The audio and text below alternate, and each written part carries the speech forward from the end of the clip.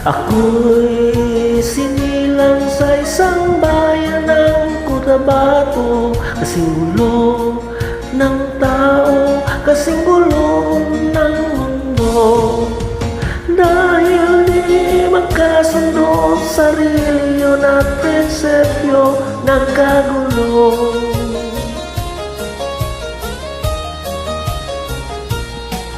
Ang bayan ko sa Cotabato, kasing gulo ng isip ko.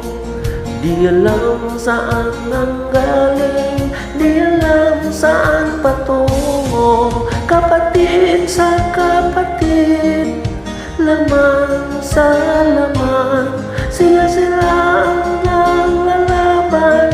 Di ko alam ang dahilan ng gulo.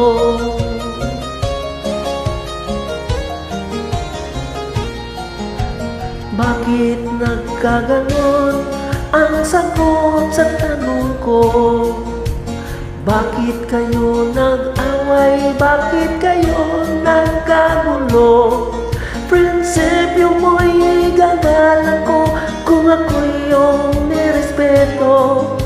Kung natulungan kayo, di sana nagkagulo ang bayan ko. Sa bayan kong sinilangan, sa timog Cotabato, ako'y ay namulat sa napakalaking gulo. Dahil walang respeto sa prinsipyo ng kapwa-tao, kapwa Pilipino ay pinapahirapan mo. Ang gulo.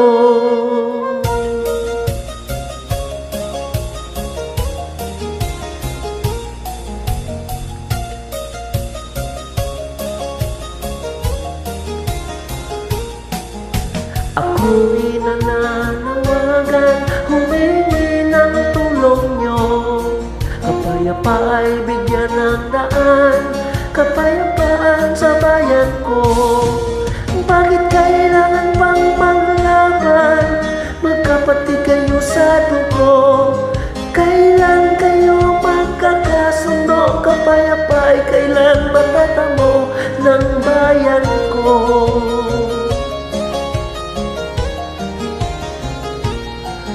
Kung ako'y may tutulong, tutulong ng buong puso.